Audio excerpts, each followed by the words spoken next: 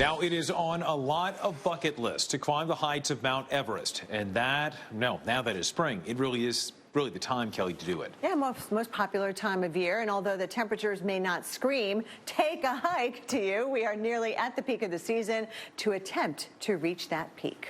My goodness. Well, the truth is, few intrepid explorers make that journey, although many of us dream of making the trip. Yeah, I've read there's books and movies about it. It's a big deal. So this morning we have with us from near Everest Base Camp, Jennifer Broom. Jennifer is a meteorologist and a travel journalist.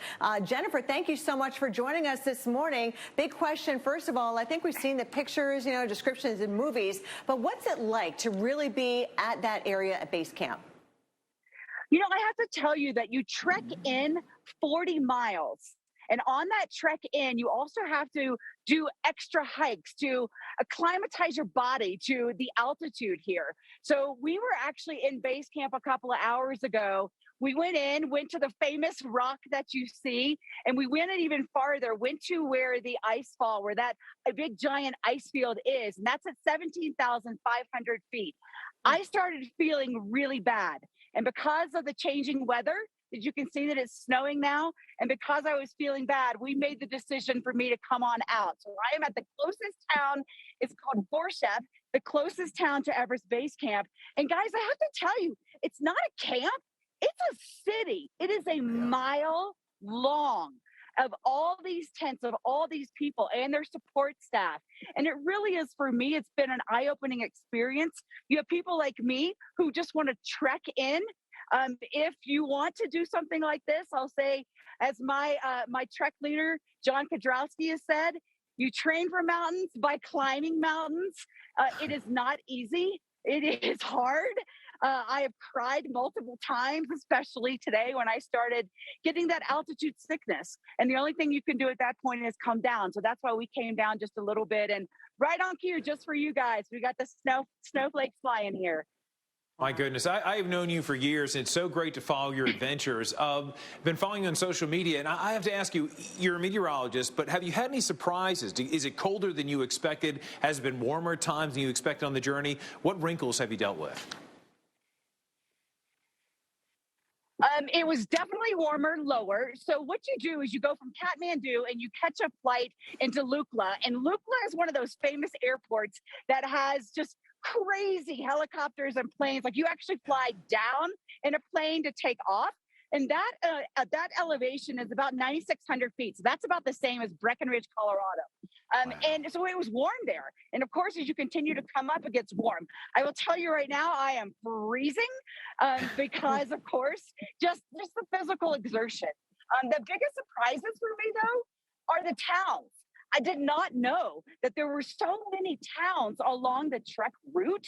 And that's been a joy. The kids come running out, namaste or tashi delay. As you get farther up, as the Sherpa culture, they say tashi delay as you get farther and closer to Everest Base Camp. And I mean, also just the strength of the people. Here I am, like, going up hills, just trying to breathe, moving in slow motion. And here come the porters and other people that are coming by and carrying these huge loads and just blowing by me. So the strength of the people and the beautiful, beautiful mountain villages and suspension bridges. I had no idea that I was going to be crossing multiple suspension bridges to get this far, but it's an incredible experience and a bucket list right before my 50th birthday on July 3rd. So a big check off for me. Yay, Jennifer, that is great. Congratulations, even for making it that far, because, this is certainly not a trip for just the casual traveler. But if someone were to be contemplating it, maybe on the fence, what advice would you have for that person? I would definitely say research. Go with a trusted trek company. For example, my trek leader, he has summited Everest 3 times. One of the Sherpas that was with us has summited Everest 5 times. So make sure you go. By the way, this is a mode of transportation. Helicopters up here, unless you're trekking or going on horseback. But you really do want to research and make sure you go with a trusted trek service, and go with something smaller. We've had such unique experiences of going into some of the monasteries, going into some of the different areas of the smaller towns that you might not necessarily get with a big operation. So do your research and train train hard. And it's worth it. I mean, I have to tell you, I'm like going into base camp and seeing that rock, and then we actually got to go all the way farther in. It was incredible. And sitting there and watching all the people that are getting ready for the season as they get ready to go up, and standing in awe of what they're going to do, and the strength and the mental toughness of these people, and the physical strength as well. My goodness, super fast. We've got just seconds, really. What has been the biggest surprise so far of the trip for you? Do you have one? How hard it is. Yeah, yeah, Honestly, I can imagine. And it's not just up the whole way; it's up and down, up and down. Great. You know, oh yeah. So going back, you know, I've got about a 40 mile trek back. I've got a lot of hills to go.